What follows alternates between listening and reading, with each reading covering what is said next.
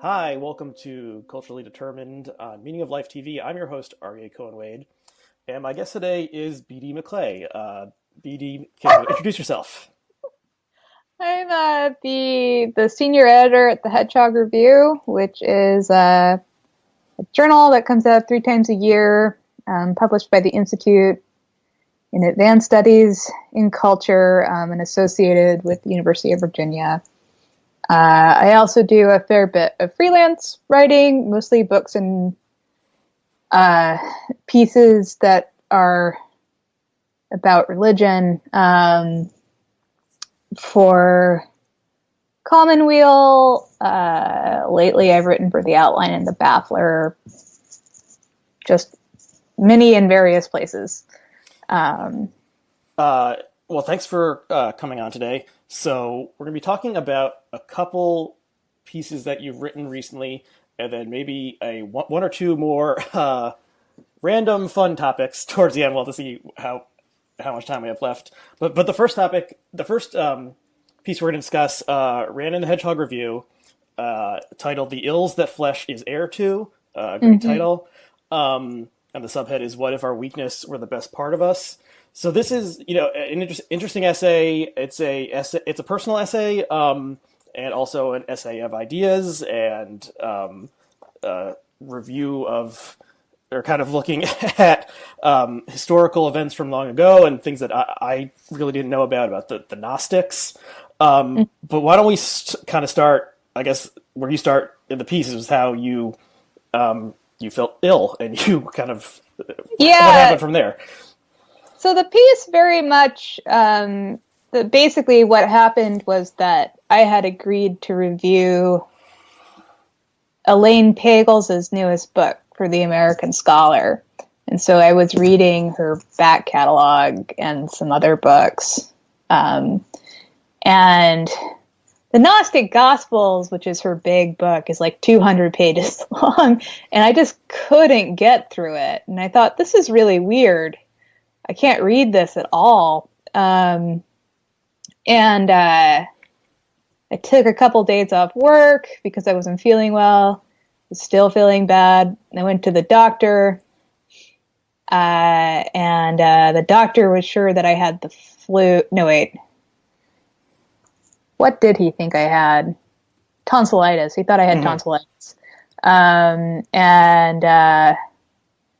My mother had this idea that what I have was mononucleosis, which seemed wildly unlikely. But I made the doctor test me for it because I knew that if I didn't, I would get in touch with my mom and she'd be like, "Did you talk to him about mononucleosis?" And I'd do. My mom is the same way with strep throat. Yeah. She always, any cold, she thinks it's like, okay, we got to get tested for strep throat. Yeah. Now, at strep throat, I actually have this whole weird paranoia around because I think when I was a kid, there was this children's story or something where a guy's wife gets strep throat and then it becomes rheumatic fever and then she dies suddenly.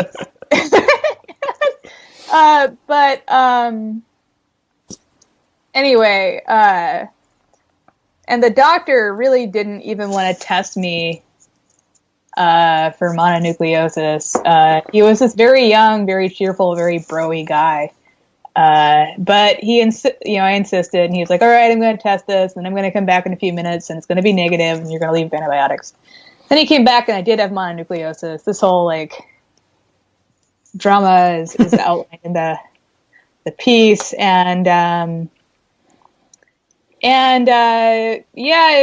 don't know if you have ever had this disease. I have not, and I have to say I didn't really know a lot about it besides it's the kissing disease, and and just in pop culture, it seemed like the idea was, oh, you get to get off school and sleep for a month or something, and it's like, oh, this kid has mono, that's kind of cool. He doesn't have to go to school.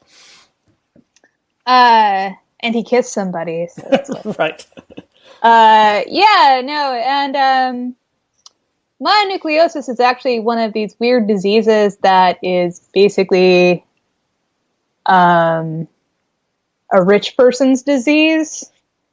The virus is not, but in a lot of countries, basically what makes mono so bad is your immune system's response to the virus. And when you're, say, a baby and have no immune system to speak of, it can just sort of peacefully infect you, and it doesn't really matter. And in many countries, people just are exposed to Epstein-Barr, which is the mononucleosis virus, when they're really young. Something kind of similar happens with polio, where the kind of polio fever that produces paralysis and so on is both during polio's heyday and now, I guess, among communities that don't vaccinate. It targets rich children specifically because they're the ones who are least likely to be exposed to it when it actually can't harm them that much. So anyway, but yeah, basically you do sleep for a month, but also your tonsils swell up to a truly terrifying size. You have no energy, but swallowing is incredibly painful, so you can't really fall asleep either. And you have some very vivid descriptions of what it's like to swallow things while under this ailment, and it makes you reconsider maybe your previous ideas about what mono is. I mean, it sounds like like it's torturous to. It was really, honestly, the worst thing aside from getting mono itself and the kind of afterlife of it, where I get tired more easily still, is that now whenever I have a cold, I can't feel really self-indulgent about it, because it's like, can I swallow? Yes. Can I like perform basic tasks? Yes. But anyway, so when I started coming out of this, I thought it was really funny that I had fallen so sick while reading these books about like early Christianity and the body and so on. And I thought, I wonder if there's something I could do with that juxtaposition. But probably I should also learn more about the disease itself. So what this produced was this piece that, like you said, is personal narrative, like this is me being sick and so on. And then some discussion of Gnosticism, and then some discussion about like what viruses are. But I think most of the actual dramatic line of the piece is about Gnosticism. So I guess I should explain that a little. Yeah. So I guess I maybe know as much about Gnosticism as I did about mono. So for the lay audience, what is Gnosticism? So Gnosticism is a name that's kind of retroactively applied to basically in early Christianity. You have lots of Christian groups kind of going off different ways. And some of them are called Gnostic, although it's not always clear if they called themselves Gnostic. And Gnostics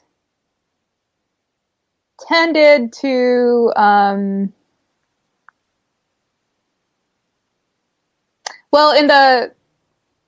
in the essay, I tend to stick with one particular Gnostic school just to make it simpler. So Valentinus, who was a Gnostic teacher, has this whole huge framework where the world is created because I think Sophia, who's wisdom, tries to understand God, and her attempt to do so only creates in her an understanding of her own like difference from God, which her unhappiness over that creates matter. Uh-huh. And then Sophia creates a kind of fake God to rule over the world of matter, who is the God of the Old Testament, basically. But it's also called the demiurge. Mm-hmm. And all of human life is this kind of struggle to escape the world of matter and return to the sort of pure spiritual world, because people are kind of half and half. And it's also a little unclear. It could be that some people are half and half and some people are actually only matter, more or less. There's a kind of open-endedness about this. Mm-hmm. So there might be some people who are, for all moral purposes, more or less like a robot or something, like, or my dog, or, you know, like you interact with it. But they don't necessarily have like they're not morally troubling, because when they die, they just won't have ever existed, basically. Mm-hmm. I mean, anyway, you know what I mean. And who were these people at the time? Like slaves, or was it just randomly sorted? It's like a three people are sort of like, your soul has three aspects. And I'm doing all of this from memory, so I feel like the Gnostic experts at Blogging Heads are going to log in and be like, but I think you have the highest is spiritual, and then you have something called like psychic, which is more troubling, the sort of various impulses. And then you have matter. And there's an implication, or you can read the sort of text a couple different ways. And one is to say these are tendencies that everybody has, and you kind of choose which to go. You choose which to cultivate, and so on. And the other is that these are three kinds of people. And so you have like truly spiritual people, you have people who can kind of go either way, and then you have dirt people. But it's not, it doesn't quite correspond to an actual social class, partly because I think Christianity at this time was still kind of an underground religion. Mm-hmm. So you're not going to have, they don't have enough power to like map this onto a social hierarchy yet. And the moment that the Christians who sort of become modern day Christianity get the upper hand, they more or less get rid of the Gnostics, as you do,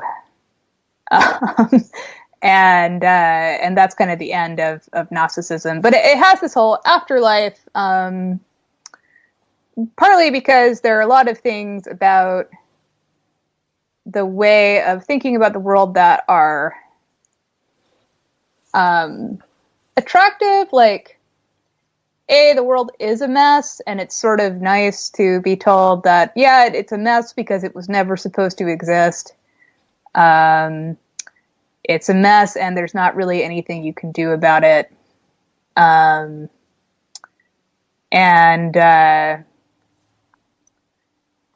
also, I think, honestly, like, it makes you feel good for being smart, because Gnosticism requires these kinds of initiations into mysteries, and it really is for smart people. And so, like, a big thing in the various accounts I read is that they, like, Gnostics don't really believe in a literal resurrection of the body because the body is bad, and so on. And they think it's silly, like, that sort of normal Christians or non-Gnostic Christians hold to this kind of obsession that the body will come back. And I think... so part of this is related to Jesus' resurrection, right? And there's these debates about whether he was, a purely like, spiritual form at that point, or whether he still was flesh. and like Valentinus is so obsessed with sort of clearing Jesus of the stigma of the body that I think we don't have a lot of things he actually wrote, but at least it's claimed that he thought that Jesus ate in a special way that meant that he never had to go to the bathroom.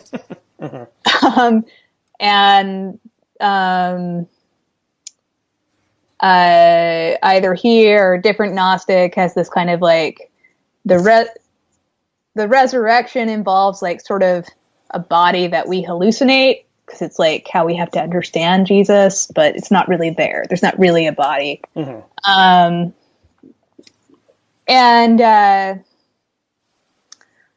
think then Gnosticism has this, and Gnosticism, sorry, I feel like I keep on sort of zigzagging. Gnosticism as a thing is sort of a modern creation.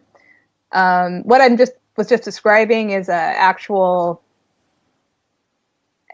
ancient school of thought. But what happens is that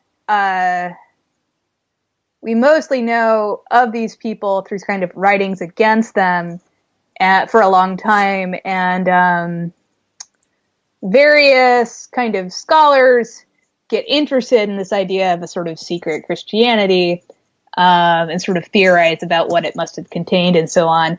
And there's this assumption that it's something more codified than it actually was. And then in, I want to say, the 50s or 60s, this huge treasure trove of documents is discovered. And that kind of changes everything and reveals more diversity and sort of shows that it wasn't like a cohesive challenge to the kind of institutional Christianity of bishops and so on. It was a more diffuse and so on thing. But I think that it has this appeal again because it just kind of asserts that the world is bad, which I think just about everyone can sign on to from experience, and that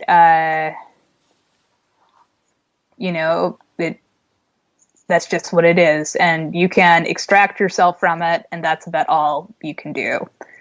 And then the Christians who sort of remained committed to the idea that the resurrection had to involve a literal body, and therefore the kind of promise of resurrection wasn't like, you'll eventually kind of ascend into the realm of spirit, but like your literal body is going to get resurrected, had a lot of problems that they had to work through. And I don't know that it's even fair to say they were resolved, but things like there was a lot of argument over like what happens to all of your fingernail clippings. Because they were once part of your body and have been discarded. Yeah, and like not less practical, but kind of like the theoretical like trolley problem of the resurrection of bodies. What about cannibalism? Like if you're eaten by another person, then your body becomes part of their body. Are you resurrected at the age at which you died? Are you like, will there be some kind of hierarchy of resurrected bodies and so on and so on?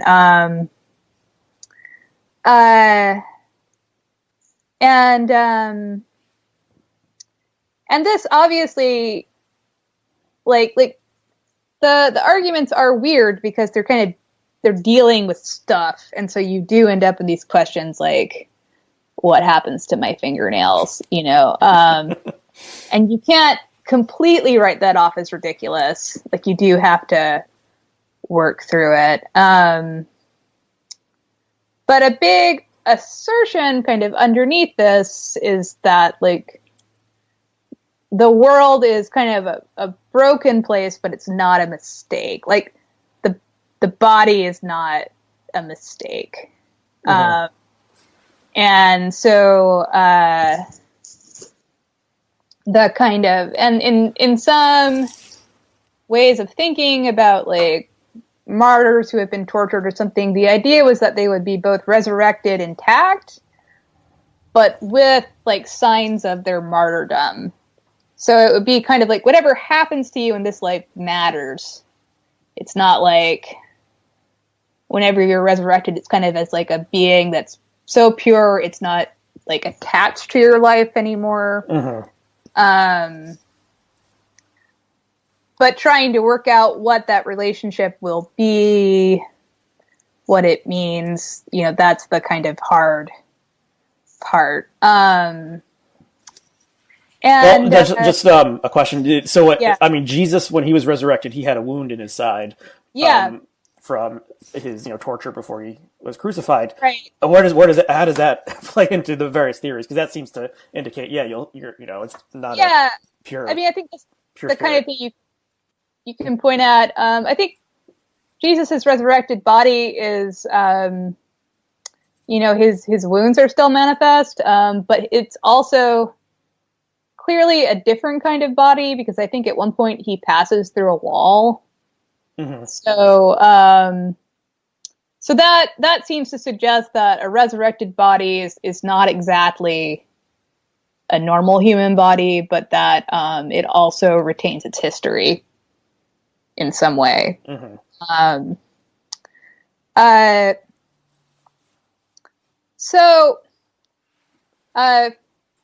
I found this a very interesting way of thinking about being really sick, because, when you're really sick, the way that I was, and lots of people are, you cannot do a single thing for yourself. And you just kind of have to go crawling along to anyone who feels bad enough for you to like do really basic tasks for you, because you cannot, if you can't find somebody else to do them, they just won't happen. Right. And so, so you describe some of these things, and if I'm remembering correctly, you're lying down and you vomit, and then you can't like clean yourself, essentially. Yeah, I choked on something, and I was trying to cough it out, and I was just like throwing up water. Yes. Okay, so that's, I'm sorry I had to go through that. How did you feel about sharing something like that with the public? Usually those things people are not eager to talk about them, but also, you're a writer, you're an essayist. So you wanted to give the unvarnished truth. Well, I don't know if that would have made it in or not, except that I was at the time, like when that was happening, pretty convinced I was about to die, because I had taken this ibuprofen and it wouldn't come out of my throat. And then afterward, I had this like extremely vivid dream kind of about one of the people who helped me out, who helped clean up after that incident. And that seemed to be the right way to end the essay. So I don't know, when you're writing something, it kind of has a shape and you sort of have to respect that shape, even if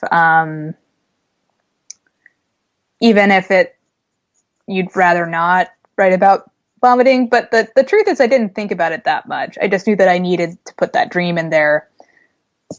So the other story went in there. I mostly worried, if I worried about it sounding melodramatic, because of the thinking that I was going to die part. Mm-hmm. And it also has given me a pretty deep aversion to audiobooks, because I was listening to an audiobook when that was playing. And it was really really mediocre memoir. And I just thought I could just die while this was playing. This could just happen. It could be my last book. And somehow the thought of dying in the middle of reading a paper mediocre book is less horrifying. I don't know why. I guess it's just the voice which just kind of kept chattering on. Yeah, there is something kind of macabre or something about the rest of it unspooling. Um, and yeah, then the book would finish at least. It's not like the unread, the pages that will never be turned, that kind of thing. Yeah. Um, okay, so what? Yeah, so what did you think about? Like, okay, how did this experience of having a severe illness that incapacitated you, like, did that change any kind of belief about the human person or the spirit, the mind body, the spirit, and the flesh? Right. I think change is not the word that I'd use exactly, but I think I am a person. If I could be a ghost, I'd pretty happily accept that. Like, I don't really like living in a body. I don't really like the amount of maintenance that it requires, like all of the eating I have to do and so on. And it only requires more the older you get. Yeah, and so like I don't like the fact that I get tired. I don't, and I think that dislike is just something I sort of struggle with, because for me all of that is very emotional, and then intellectually I'm much more kind of pro the body. And this is a kind of constant tension for me. But I think I gained a lot more respect and affection for my body by being so helpless. Mm-hmm. Partly because when I could do something, when like I could set up or whatever, I was just really grateful. And then when I could do more normal things like walking or whatever, I was again grateful. And I think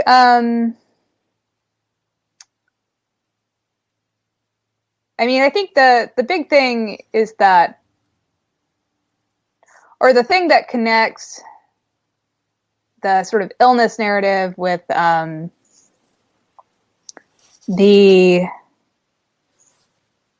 Gnostic resurrection like narrative is that I think this is fair. A big Gnostic hope is that the kind of final spiritual ascent means the end of desire.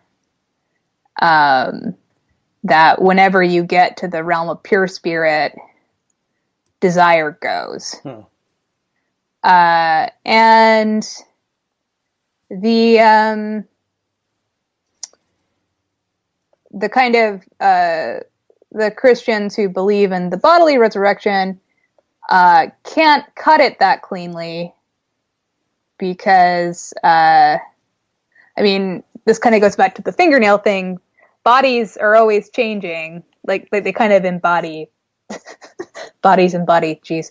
But they're not static things. That's another question about what a resurrected body looks like.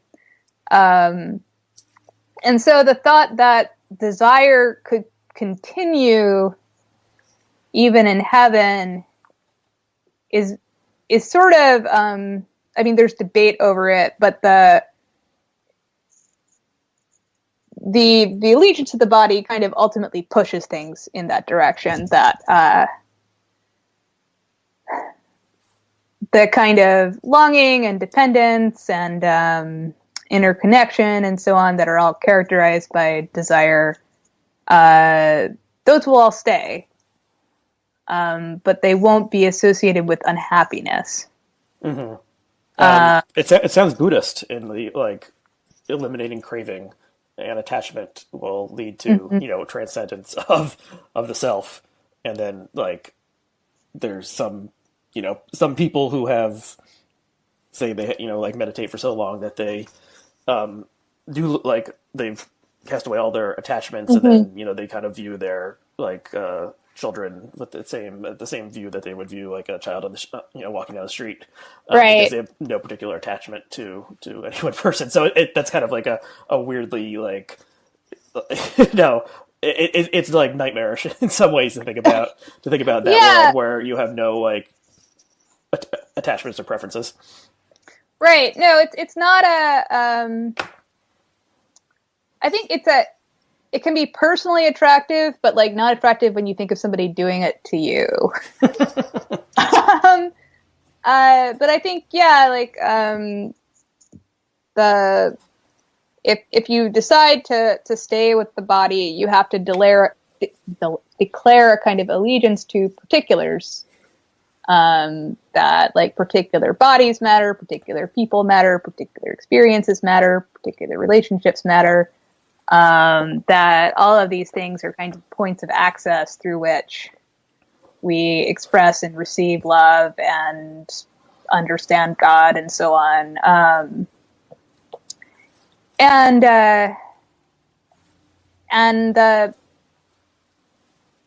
I think that, as I said earlier, it's very easy to agree with the proposition that the world is bad because there's a lot of really horrible things in the world. But I think there's also this kind of, while I was learning stuff about viruses for the piece, it turns out that viruses perform this whole role of bringing genes kind of from one species to another to like aid in evolution. And so viruses are why we have a placenta, basically, among other things. And so it's like even creepy little viruses, which are basically these little undead things that just replicate themselves until you die or hide in your lymph nodes forever. Even they have this kind of beautiful function. And so,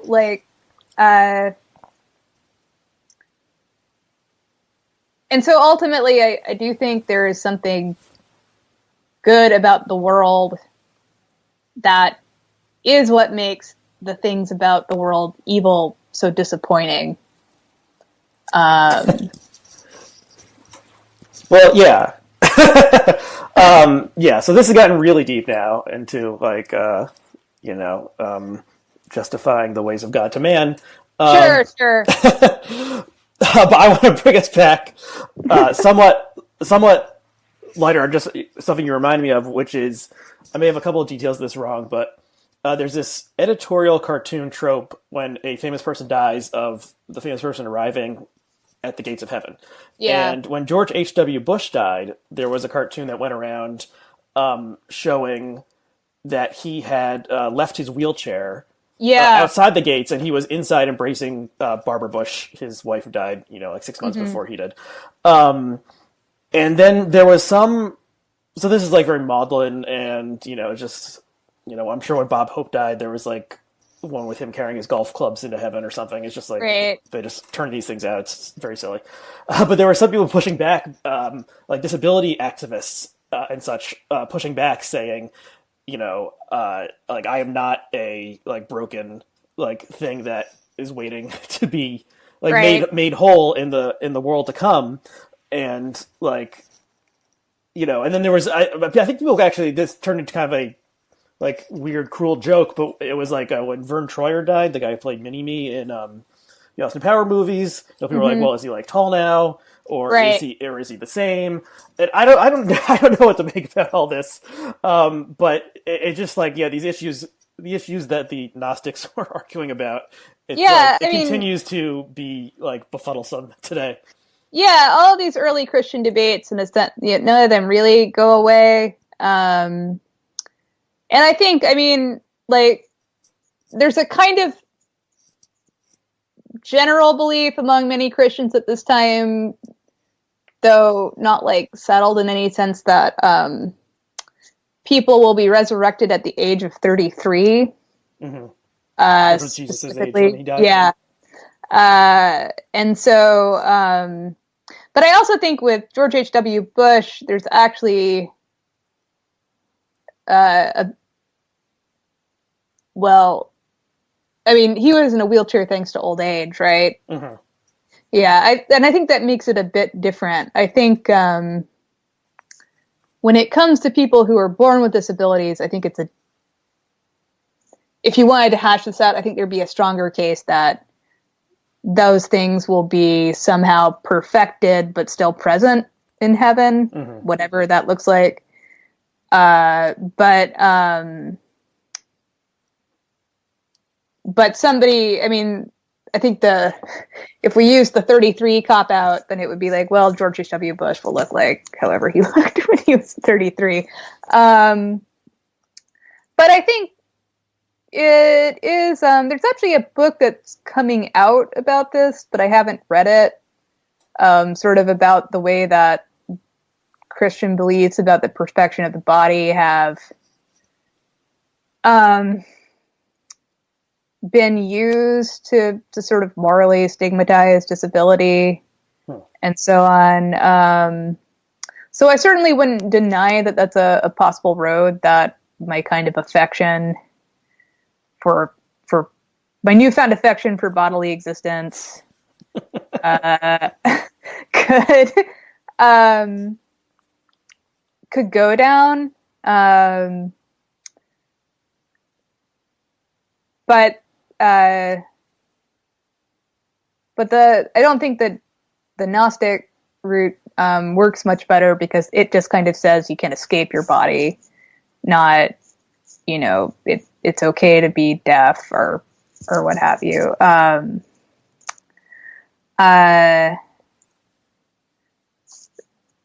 However, it would make me very happy if the backlash over the George H.W. Bush cartoon caused us just never to have cartoons of random people entering heaven. Right. Yeah, I know. Well, there's still dozens of editorial cartoonists out there, and most of them are not super great, so they do a lot of hacky stuff. There's also this trope that I probably gets made fun of more than it actually exists on Twitter, which is like if a couple celebrities die within the same week or something, it's like they're all up in heaven partying with each other. Oh, and yeah. Prince and Bowie are like jamming out in heaven right now. So that's, I guess that's just one, kind of one perspective of what what heaven could possibly be like. Yeah, I mean, I think the pop culture role that heaven plays is kind of this big cheerful afterlife party / mystery science theater room, I feel. Oh, because you get to watch what's happening on Earth and comment on it. But I will say for people who are trying to figure out whether or not to read my essay, it's not really about heaven, though it is interested in questions of what it means to believe or not believe in a bodily resurrection. I also think that you can read it without really believing in a resurrection in any sense, even though I do because I'm Catholic and all that. But I think it has you can either read it as a historical argument or as a different kind if you want to. Yeah, I am agnostic on all forms of resurrection, and I enjoyed the essay, so I encourage people to read it. The link will be below. Okay, let's move on to the other piece of yours that we're going to discuss. Oh, yeah. This is in Commonweal. The title is Innocence Abroad. Whoever edits your pieces has some very good headline writing skills at various sites, because that's a great title as well. Yeah. This is an essay about the Children's Crusade, or Crusades. I guess there was more than one. I think it's usually just called the Children's Crusade. Okay, so it's also about a book of that same title. Is that right? Yeah. Mm-hmm. That you unearthed. Okay, so what? So I guess I really had no idea what the Children's Crusade was. It's not kind of in popular culture very much. Slaughterhouse-Five has like references to the Children's Crusade. I guess that's about all I knew about it. So what is the Children's Crusade? What was it?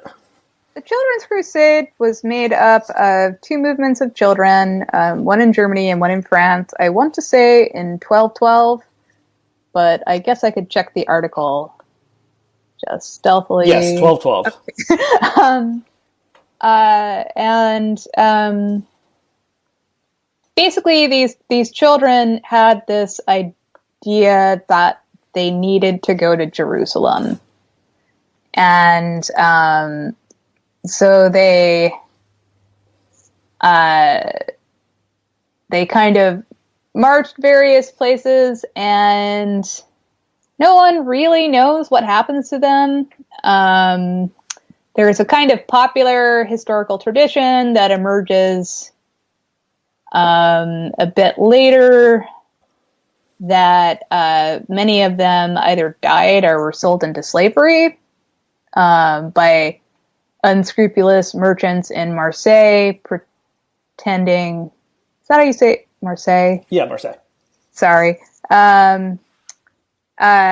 Pretending to take them to Jerusalem, who instead took them to Egypt and sold them into slavery. And that's the story that the book follows.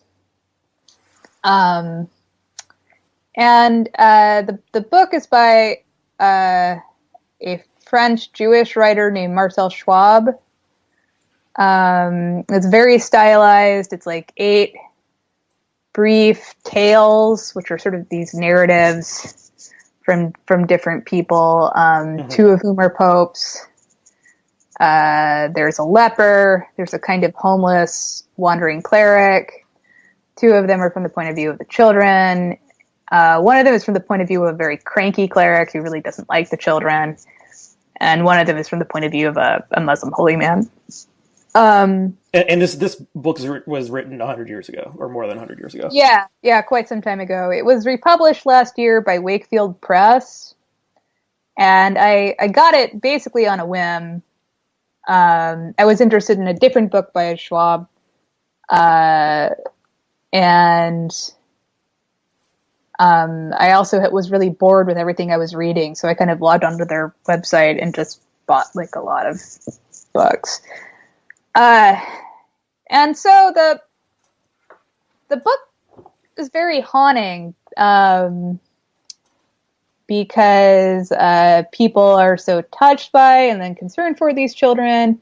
They're obsessed with the children's purity, actually in a way that makes the book really weird to read right now, because there's this constant repetition of the word white in a way that is supposed to signify a kind of like blank pure quality, but it just feels weird when it's like it's the white children walking through the white forest, following the white voices. It's like, wow, this is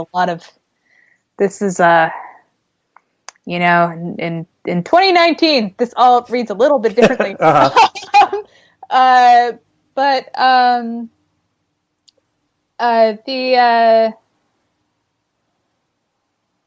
So they're all obsessed with the children's purity, but they all sell them out, basically. Either sell them out or don't take the steps necessary to protect them. And I think following the kind of, as more and more information about various Catholic sex abuse things unfold, I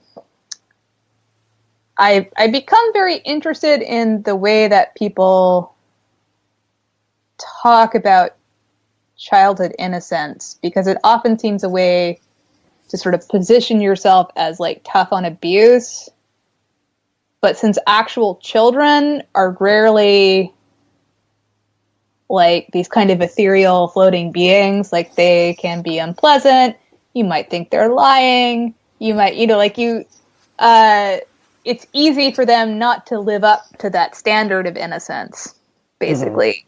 And it also means that when adults are abused, if the real issue that you have with abuse of children is this kind of idea of a violation of innocence, adults don't have that. So protecting them or looking through their claims is not important. And so, like, the most recent sort of abuse stuff was all kicked off by revelations of abuse of adults. but the response was to call a summit for the protection of minors. That kind of thing where, and then you have this kind of very strong language about like the little ones who cry for justice and so on. And it's not that I don't think, it's very hard to know how to talk about this in a way that doesn't like lead to you sticking your whole foot in your mouth, because it's not that I don't think that children are innocent. It's not that I don't think they deserve justice, but that there's a kind of precious momentizing of children that real children just won't ever be. And then also children who are abused can grow up to be really troubled and unpleasant people. And then that's kind of retroactively applied to their accusations. So it's like, well, this kid says that such and such happened to him, but now he's a drug addict. So right, and yeah, so and sometimes the child predator will seek out a child who seems to be in a like an unstable living situation or seems somewhat troubled, and so that they'll be like less likely that an adult is paying close attention to what's going on with them, right. and then like they are more likely to grow up to be a troubled adult. Yeah, and so I think what I also thought, looking at this story, was that this was a way to think about this that where I was least likely to stick my foot in my mouth, because it's, about this really weird and really sad thing that happened in 1212. And what also interested me when I started reading about the background of the Children's Crusade is that there's this whole weird historical argument about whether or not the children were children, which I get into in the piece a little bit. But basically this, I want to say Dutch academic, had an idea that, well, real adulthood in the Middle Ages was attained through marriage. So what if these people are called children because they're like poor laborers who will never afford marriage, basically?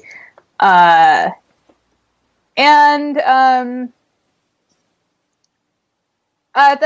main book I looked at for background is by this guy named Gary Dixon, and he's pretty skeptical of this like revisionist understanding, but what I find interesting about it is that there's this kind of assumption that if you're a shepherd, you're not a child. Mm-hmm. So like one of the sort of common responses to this sort of alternate labor theory is that a lot of laborers were in fact children, like between the ages, I think, of 7 and 14 is kind of one medieval demarcation of childhood. And a lot of them were working because the medievals did not have child labor laws. Mm-hmm.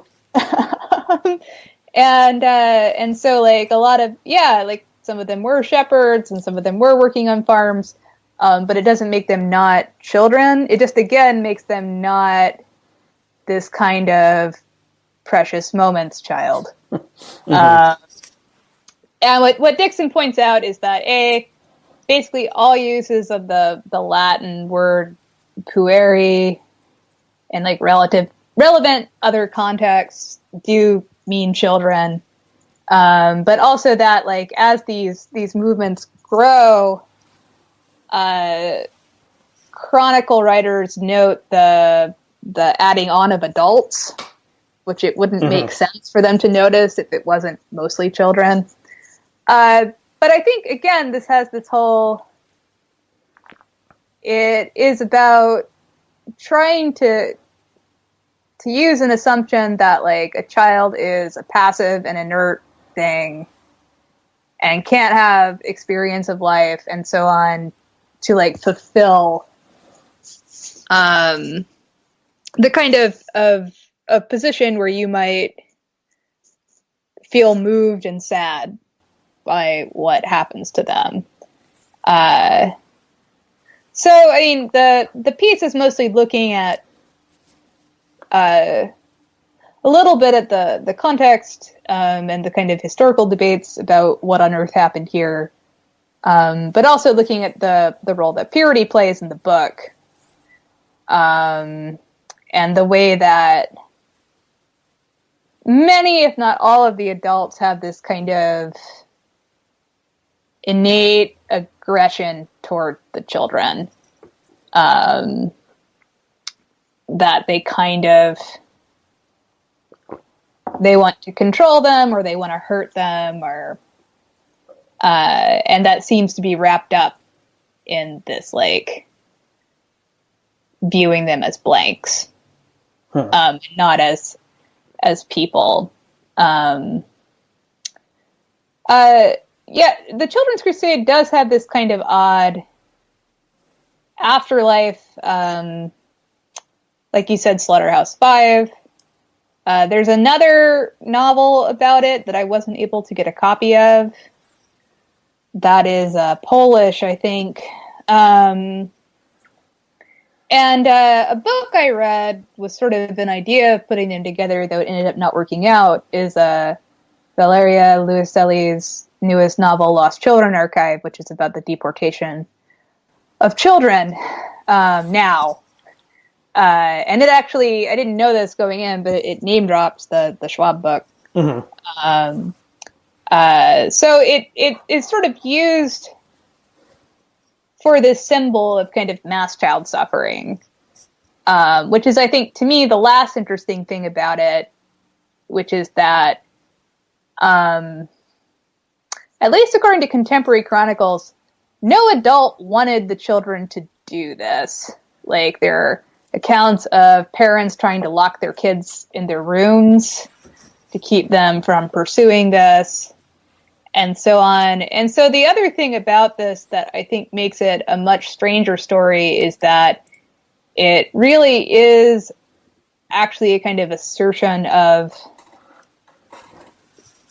I'm going to use the word I hate, agency, of some kind. And it's not a story of adults sending children off to die or being indifferent to the, like, sort of viewing the death of children as the cost of doing business. Mm-hmm.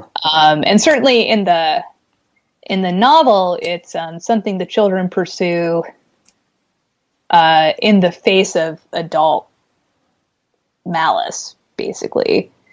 And so that, I think, I mean, certainly when I think of the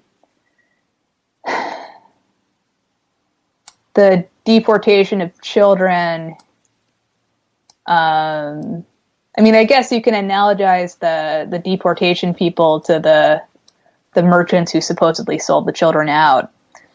But I feel like we usually, when we're thinking about horrible things that happen in a mass scale children, even if the violence is perpetrated by other children, as in the case of school shootings, we ultimately find the villains in adults, which I think is probably right. I mean, certainly in the case of school shootings.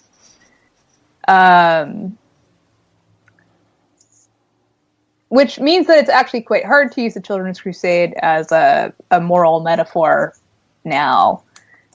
Because, I mean, I guess the closest would be something like what the Parkland kids were doing, actually. Yeah, that's what I was thinking. It, like that, at first, the Parkland surviving students, like, it did seem like they were just operating on their own, without the adults helping them along. And then I'm sure there are more adults involved now. There's also the, contemporary analogs, though they're not exact, would be like, migrant children, these unaccompanied minors crossing the U.S.-Mexican border. And then I suppose these like kind of burgeoning protest movements around climate change happening in Europe that have been led by school children. So yeah, the impulse is still there among children. Like, it is very hard just to imagine like this, like a group of children. And is there any information about how many children like this would have been, like 20 or like 500 or? It would have been, I think, in the thousands. Oh wow. Okay. So But this is the sort of thing where it's very hard to trust medieval chronicles because they will sometimes just provide huge numbers. But let me see. I can pull up the Dixon book rather quickly on my computer. well, I mean, it's hard to imagine a large group of children, however we're defining children, like organizing themselves and going off to do something on their own. Medieval life is very different than modern life. But still, like if you imagine like a huge summer camp and then there's no adults, and then like they're traveling and somehow they like know what. I mean, they have this idea of what Jerusalem is, but they probably don't really know what it is, and they don't exactly know where it is. But somehow still they're traveling towards it. It is like hard to believe that this happened, but I guess it did. So yeah, no, they are. Let's see. I'm just trying to see if I can find really quickly anything about the size. If I can't quite quickly, I won't worry about it. But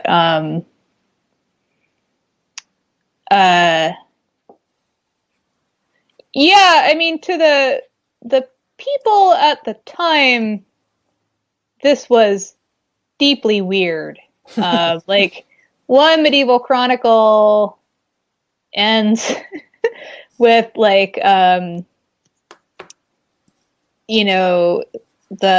story about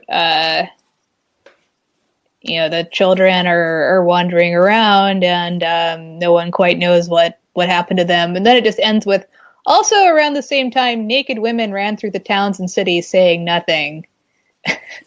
Which is just kind of like, weird things are just happen. They're just going to happen. But yeah, and the other interesting thing I learned from Dixon's book, which did not end up making it into the piece because there was no way to work it in very well, is that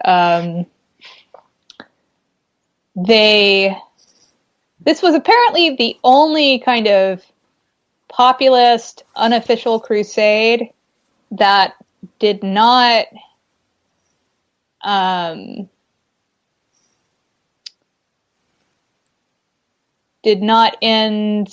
up in a kind of manifestations of anti-Semitic violence.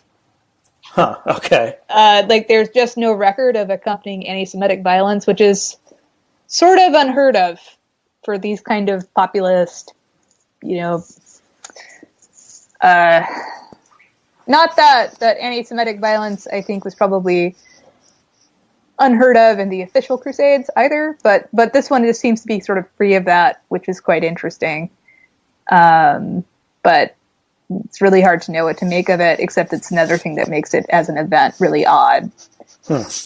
Yeah, that is interesting. I didn't realize that every other like unofficial crusade was partaking in anti-Semitic violence, but I guess it makes sense.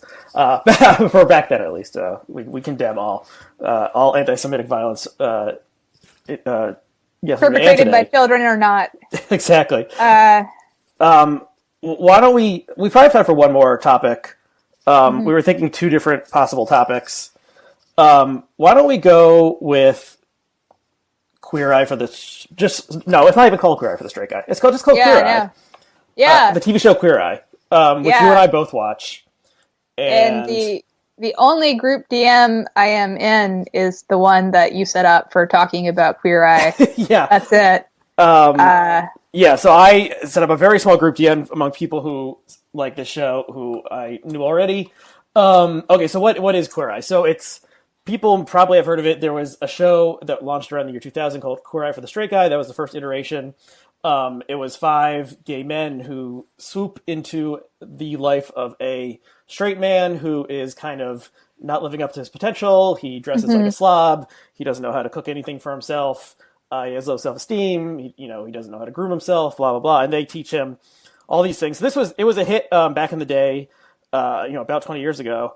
And I think it was kind of a trailblazing show because I think this is just a couple years after Ellen came out of the closet, Mhm. and there weren't a ton. It wasn't like I think Will and Grace was probably on, but there weren't a ton of shows that had gay characters, and these were 5 actual real life gay people on Right. this makeover show, and it went for a couple seasons, and then kind of petered out, and then last year I think Netflix rebooted the show as just Queer Eye.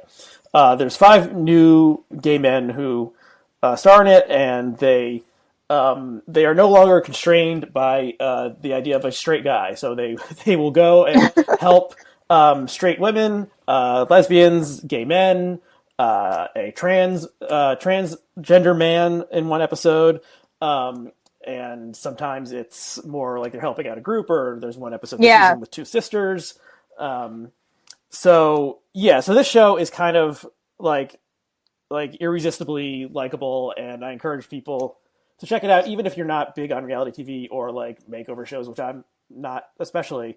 But the people they chose, the 5 guys known as the Fab Five, are definitely better than the original quintet, I guess. And although there's one that everyone likes to make fun of, but the other ones are generally like they know what they're doing, and they're entertaining, they're talented. They seem to, so the show is not just like here's a new wardrobe, here's a new hairdo, like put you on your way. They do seem to like encounter people who have genuine life difficulties and try to help them turn things around. There's one of the guys, Karamo, is like a social worker type, and sometimes he seems to have really good advice for the people. Other times his advice is less good, but they do actually talk about like the actual issues that the people are having. It's not like it goes beyond the superficial. Okay, so what do you think of Queer Eye? I find it pretty reliably delightful. Partly, I think, especially as the seasons go on, because in the first season there's this weird quality where it's like they show up places and they're like, we're the Fab Five, but it's like watching the monkeys kind of announce themselves. It's like, who are like these? you guys are just a fake band, but now they kind of have an actual history. Yeah. And also, Anthony, the cooking expert, is interesting to me because it's not just honestly that he is, like incredibly beautiful and doesn't really seem to have any cooking talent, but he might. But the other thing is that he's just kind of weird. Like, somebody actually sent me a thread about this on Twitter that like Anthony is basically so attractive that there's a kind of interpersonal affect he just never learned because he never needed to. I don't know if this is true, but I think about the way that he like interacts with people's fridges, where he just kind of eats the most disgusting thing or just says something kind of strange. But yeah, no, it always, I think one thing I really like about it as a show, I never saw the original, so I watched the original when it was on, at least for one season. But what I really like is that they sort of go out of their way, or it seems like they go out of their way to pick really average people. So it's like, it's not like, oh, this person is, I don't know. They're not picking, like the very first episode of the very first season, it's about a retired truck driver. And then it's like, in this season, here are 2 sisters who run a barbecue. Or here's this girl who's been taking care of herself since she was 16 because her parents kicked her out because she was gay, and she had to drop out of college, and she's a waitress. And it's just like, there's a kind of deliberately not selecting kind of meritocratic stars that happens in the show. Mm-hmm.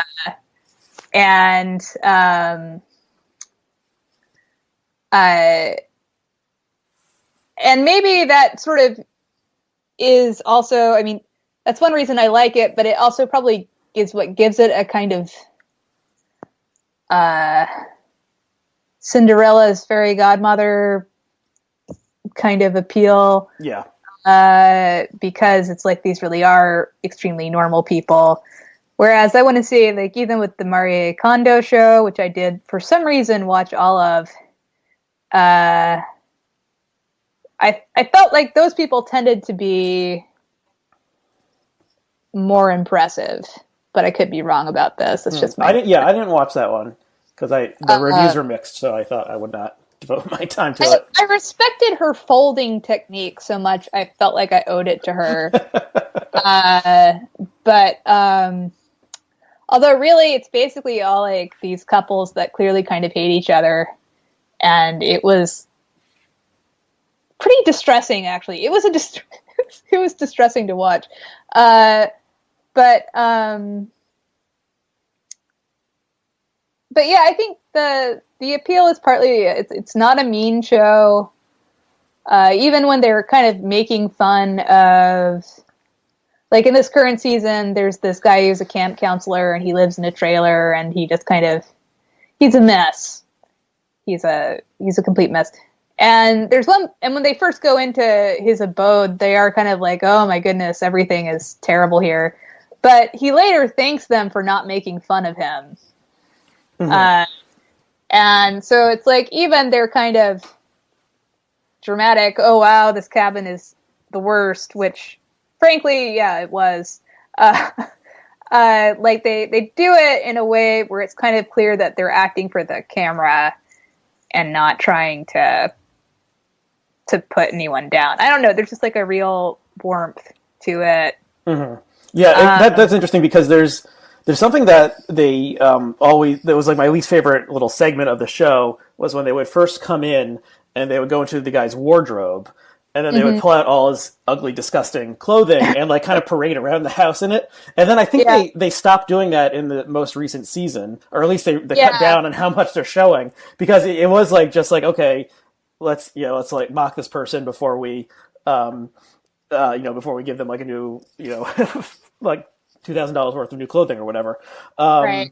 So I like that. I did. So sometimes, I mean, so the people are generally pretty average. Yeah, they're not, I mean, if they were exceptional people, then they wouldn't need the Fab Five to swoop in and rearrange their lives. They could like pay for it themselves to do stuff like that. I mean, you could have something like, she's a lawyer who wants to be on the partnership track, but unless she can get her life in control, like that kind of thing. Yeah, so they don't. Yeah, it's mostly middle class, some lower middle class people, and sometimes they have serious. Sometimes it's just like they kind of need a makeover, essentially, like the woman in the first episode of the new season, who essentially just gets a makeover and she doesn't really she seems to have a perfectly nice life and they don't really need to help her improve anything. There was in a previous season, there was a guy who was like 22 or so and had, and was basically like a congenital liar and,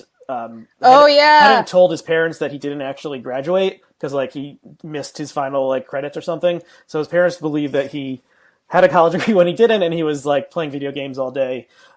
So that guy, I mean, there's a couple times where it's just like you want them to say, okay, here's a list of 3 therapists and we'll help you like set up the appointments and you can go to talk to someone, because if you recall in the liar episode, Karamo gave him a lie detector test, which he then ripped up the results of and said it didn't matter, which I don't know if that's really an effective like psychological method.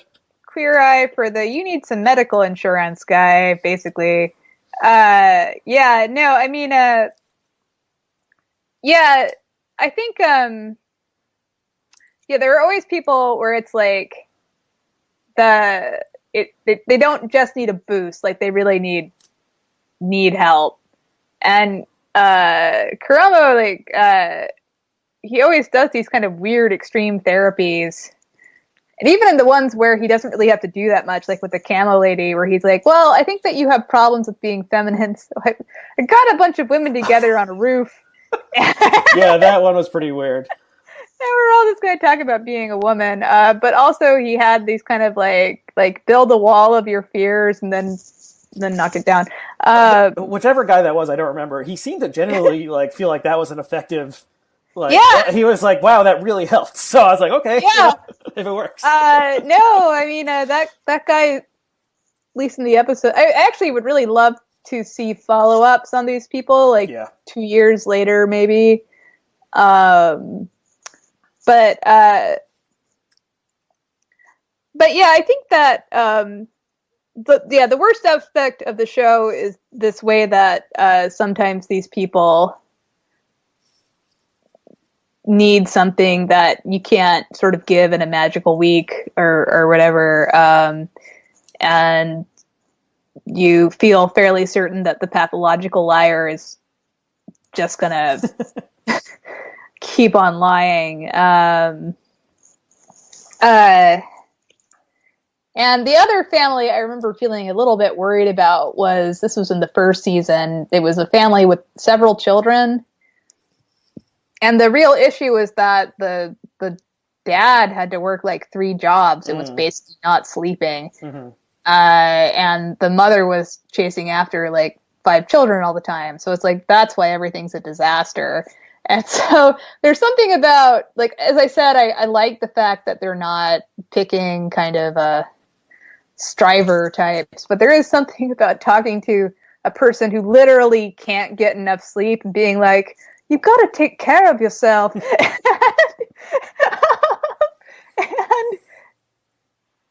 that, I don't know. Also, they gave that family like a white couch, and I just thought, I don't remember that.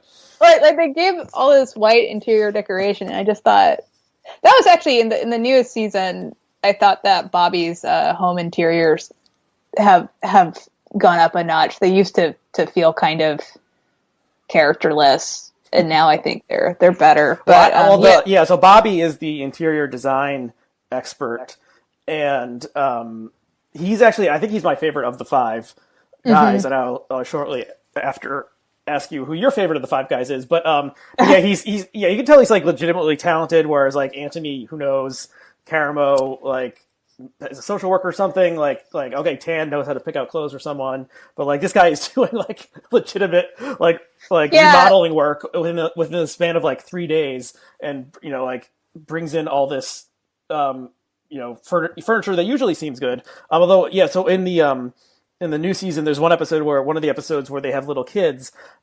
He got them this big kind of coffee table that looked like it had pretty sharp metal corners. I was like, if you have little kids running around, you probably don't want that one exactly. But generally, like, it makes it look like a West Elm showroom kind of thing. And he's also he seems like he's always really nice. He's really positive. He has like a story similar to the young lesbian woman where like I think he was possibly Mormon. I can't remember, but he was he came out and his family kicked him out of the house, and he was like living in his car for a number of years.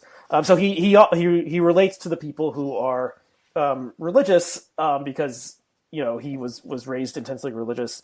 Okay, so who is your favorite of the Fab 5? Well, I think I have to say Anthony, just because I wouldn't be watching the show without him.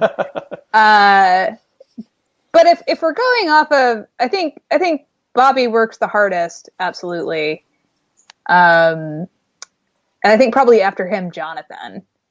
But if Anthony left the show, I would stop watching. Really? So I have to give him. He's just like he's the weird ingredient that brings everything together. Have you been to his restaurant? No, though it's actually pretty close to where I live. Yeah, I thought it was in the Village, wasn't it? Yeah. No, I haven't been to his restaurant, and my scheming to somehow get him together with my dog, who is as beautiful as Anthony. Let's see here.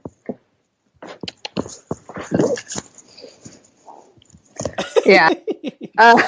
So this is Boswell. This is Boswell. This has come to naught also. But hi, sorry to disturb you. So is Boswell the dog version of Anthony? Well, or is Boswell more useful than Anthony is? I think he's more useful. One time somebody climbed up the fire escape outside my apartment and broke onto an apartment above me. And I credit Boswell with they were afraid of you. But I think there's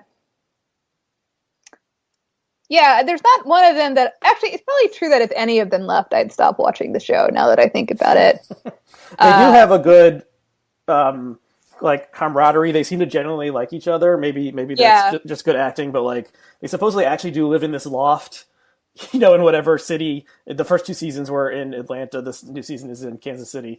Like they seem to actually live together and like enjoy each other's company, and they always show them like dancing around and roughhousing and stuff like that. So it seems fun. It seems like they are enjoying themselves. So check out the show. Yeah, check it out on Netflix. The first episode is one of the, I think, actually the best ones with the truck driver. The truck driver trying to get back with one of his ex-wives. Yeah, when you watch it, I think you're really bracing yourself for them to make fun of him for being poor and kind of redneckish and so on. And they just don't. And that's kind of what sets the tone for everything else. Yeah, it's always positive. It's actually usually the guy is critiquing himself, saying like, I've gotten so fat, or my skin looks like shit, and then the truck the guys are like saying, no, you're great. Yeah, the truck driver's refrain is you can't fix ugly. Right. Think.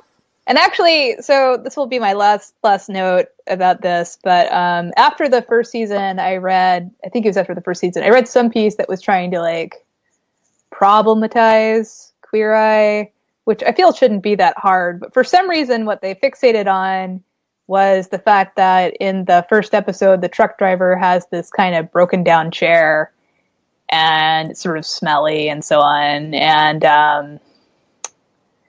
and they have some sort of thing where he says goodbye to the chair and they get rid of the chair and then he gets a new chair, and the person was like, there's no discussion of the fact that a truck driver like might not replace a broken chair because he can't afford to. And I just thought, they're buying him a new chair. Like, it's not that's like the point of the show, is that they have like a budget for new furniture. Stuff. Yeah. So like, it's not like they came into his house, took his chair, threw it into the garbage, and then left.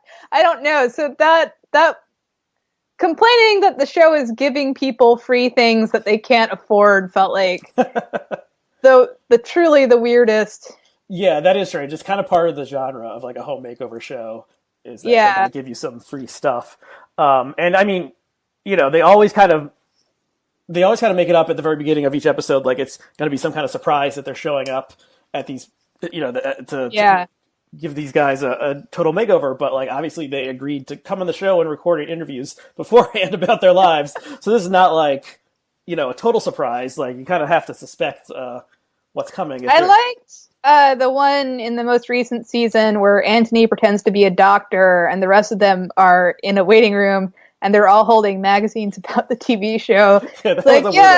There were just 4 magazines about your TV show just sitting in the waiting That was a weird one. And there was, I mean, maybe honestly the like weirdest and most problematic instance in the show was when Paramo was driving that was really the truck and got pulled over by the guy who pulled over by a cop, and it turned out that the cop was like the guy who had nominated his fellow friend cop to be made over. But that was like, and they didn't really go into like kind of all the, a black man driving in Georgia, like rural Georgia, and being pulled over by a white cop. Also, in that season, they sort of tried to force political conversations in a way that they've maybe backed off of, which I think is frankly good for the guys as people, like because in that episode Kirama has to be kind of like, I'm a black man, you're a policeman. And the policeman's like, some policemen are bad, but some policemen are good. Right. And it's like, this is not the discussion of police violence anyone needs. Like, making your black star do this is just demeaning and weird. And having him fake pulled over is beyond that. But yeah. Anyway, yeah, I think it is the closest I have, I think, to having a guilty pleasure. But it's not trashy. Like, yeah, no, that's what I was going to say. I don't actually consider it a guilty pleasure. Okay, so like I watch Vanderpump Rules with my wife, and like that, that's a guilty pleasure. Like that is pure trash. Yeah, I watched on your recommendation. I watched the first season of that because I was sick. Oh right, all right. But I felt satisfied by that. Like maybe when I'm sick, I'll go back. But yeah, it kind of it's very circular. For people who don't know, this is just a very silly Bravo reality show about a bunch of like models and actors who work at a restaurant, and yeah, it's like different people hooking up with each other, cheating on each other, with each other, getting in the same version of different fights over and over again. So it is kind of like a circular a circular show. No one really learns anything. So yeah. All right. Well, thanks for having me on. Well, thank you for coming on. So you are BD McClay. You are on Twitter at BD McClay, right? BD McClay. And if you want to learn more about Boswell, follow PT McClay on Twitter because you get to see lots of photos of Boswell. And he's a good dog, and that's very entertaining. So thank you again for coming on. Thanks to all of our viewers and listeners, and we'll see you again next time. All right, bye.